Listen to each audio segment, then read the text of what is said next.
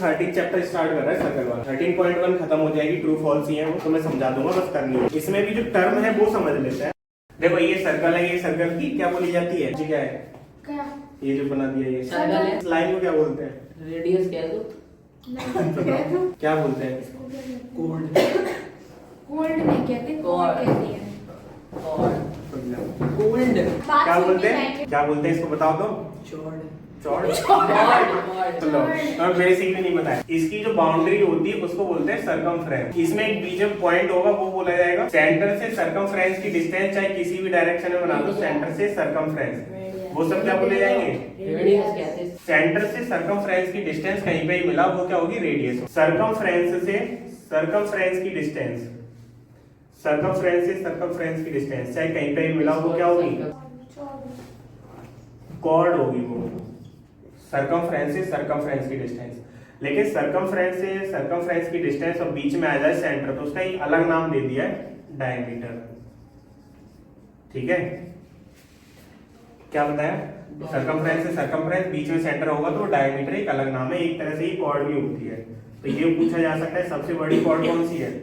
Diameter होती है। Basic एक नंबर में आ सकता है, बहुत रेयर केस में, ये तो कुछ आएगा नहीं है। उसके बाद होता है एक स्केंट अगर हो तो एक अगर लाइन इसको बीच में से काट रही है, मतलब बीच में से कट करते हुए आगे निकल रही है लाइन, दोनों तरफ एरो होती है, लाइन है, लाइन सेगमेंट नहीं, तो स्केंट बोलेंगे। इस पे टच करते हुए कोई लाइन निकल जाए, लाइन हो, लाइन सेगमेंट हो, तो वो उसकी टेंजेंट बोली जाएगी। ये टेंजेंट हो। एरिया क्या होता है? एरिया होगा पाई आर स्क्वायर, और इसकी जो सर्कमफ्रेंस होती है वो होती है 2 पाई आर। सेमी सर्कल का मतलब है हाफ सर्कल। अब एक चीज बची आर्क। कंस्ट्रक्शन में पढ़ा था, कंपास से आर्क लगा दे तो वैसा ही तो लगता था इतना पार्ट, तो अगर उसको पूरा बना दिया जाएगा सर्कल बनेगा।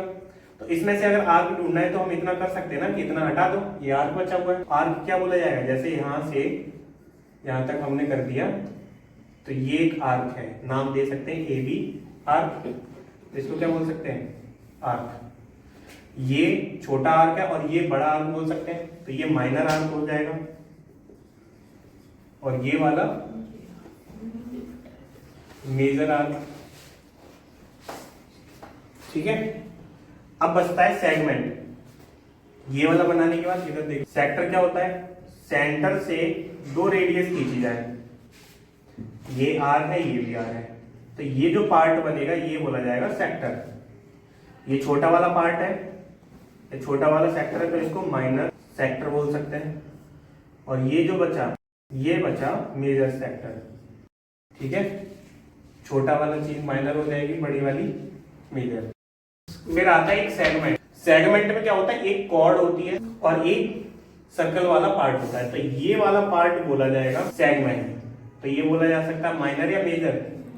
माइनर। माइनर सेगमेंट, और ये बोला जाएगा मेजर सेगमेंट।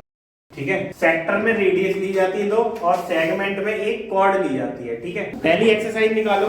पहली एक्सरसाइज कर लोगे कि मैं करवाऊं? 13.1 खुद करके लाओगे, उसमें कुछ नहीं, ट्रू फॉल्स वगैरह है। पहली थ्योरम है equal cord of a circle subtend equal angles at a centre. देखो पहले वाले में ये कह रहा है कि अगर एक सर्कल हो, इसमें कह रहा है कि इक्वल कॉर्ड, एक कॉर्ड खींच दिया है यहाँ पर और ये खींच दिया है, मान लेते हैं इन दोनों की लेंथ इक्वल है, इक्वल कॉर्ड है, तो इसके थ्रू जो बनेगा एंगल सेंटर पे, इसके थ्रू जो बनेगा एंगल सेंटर पे, तो ये दोनों इक्वल होंगे। कैसे प्रूव कर सकते हो?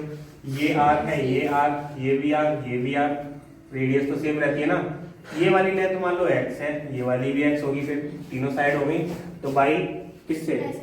ट्रिपल एस से ये कॉन्ग्रुएंट प्रूव कर सकते हैं। तो कॉन्ग्रुएंट प्रूव हो जाएगा तो सारे एलिमेंट इक्वल, तो सारे एंगल इक्वल हो जाएंगे। तो ये वाली करनी है। ठीक है, ये दे रखी है इक्वल कॉर्ड। देखो इसमें लिखा है equal cord of a circle subtend equal angle at a centre.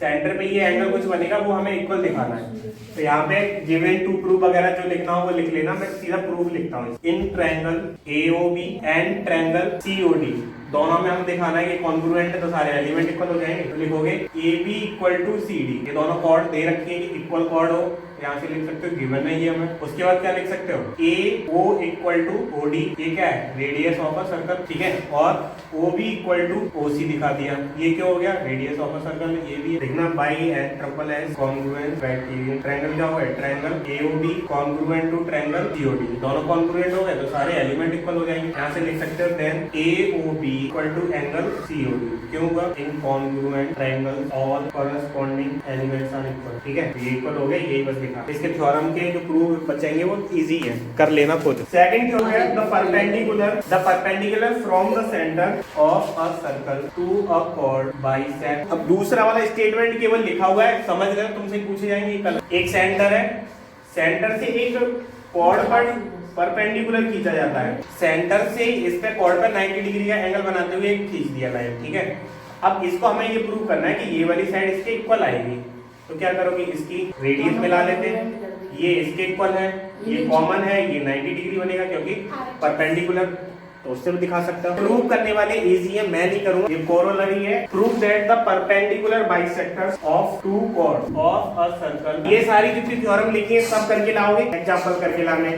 13.2 के अगर क्वेश्चन कर पाते हो तो अच्छी बात है, तो 13.2 के क्वेश्चन करेंगे, प्रूव कर देते हैं, या फिर इसका कंस्ट्रक्शन करके देखते हैं तो हमें सेंटर मिल जाता है। जैसे एक कोई सर्कल दे दिया है, पूछा जाए इसका सेंटर बताओ कहाँ होगा, तो इसको रियल लाइफ में भी कर सकते हो, तो कैसे निकालोगे वो चीज। एक सर्कल है, ढंग से समझना है इसको, सर्कल की दो कॉर्ड खींच दी जाती है आमने सामने, कोई सी भी लाइन खींच दो कॉर्ड तो बनी जाएगी। इसका अगर परपेंडिकुलर करा जाए, मतलब परपेंडिकुलर बाइसेक्टर खींचा जाए, तो इसका हाफ होगा वो कहीं यहाँ जाके मिले, ठीक है, ये तो एकदम सीधी सीधी बनेगी, थोड़ा सा नीचे बना ऐसा बना, ये कॉर्ड है। इसका भी एक परपेंडिकुलर बाइसेक्टर खींचा जाए तो वो यहाँ पे बनेगा, जहाँ पे ये कट होंगे वही क्या हो जाएगी, इसकी सेंटर हो जाएगी सर्कल की। कॉर्ड का परपेंडिकुलर बाइसेक्टर अगर खींचते हो तो सेंटर पे जाके मिलता है, मतलब कॉर्ड हाफ हाफ हो जाए और 90 डिग्री। हाँ, 13.2 में दे रखा है a radius of a circle, एक सर्कल दे रखा है, समझ लो कैसे करोगे। एक सर्कल दे रखा है 13 सेंटीमीटर का, ठीक है, और उसमें दे रखा है and the length of one of its chord is 10 centimetre. मान लेते हैं ये 10 सेंटीमीटर की कॉर्ड, इसका सेंटर यहाँ पे ही होगा, इसकी रेडियस अगर ये मिलाई जाए तो कितनी सेंटीमीटर दे रखी है, 13। अब इससे पूछा है find the distance between the chord from the centre, तो हमें ये वाली डिस्टेंस निकालनी, ये कितनी है, ये 13 है,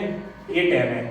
अगर कोई भी सेंटर से अगर कोई भी लाइन खींची है वो 90 डिग्री पे आती है और हाफ हाफ कट कर देती है, ये 10 है तो ये कितनी हो जाएगी, 5 हो जाएगी, आधी आधी। क्या हमें ये लगानी है, यहाँ लिखो इन ट्रायंगल, ट्रायंगल में कोई नाम होगा, और कौन सी वो थ्योरम लगेगी, राइट एंगल ट्रायंगल बनना है, इसमें तुम लगाओगे पाइथागोरस थ्योरम। ये हाफ क्यों हुआ, अभी एक थ्योरम कराई थी उसमें ये प्रूव करा था हमने। ये एक राइट एंगल ट्रायंगल बनेगा तो इसमें लिखना बाई पाइथागोरस, पूरा लिखा होना चाहिए, तो बस लिख लेना ये ए बी सी डी, ऐसे कुछ लिख लेना, A B square equal to क्या होगा, B C square plus A C square, वहां से ये निकल आएगा तो वो डिस्टेंस निकाल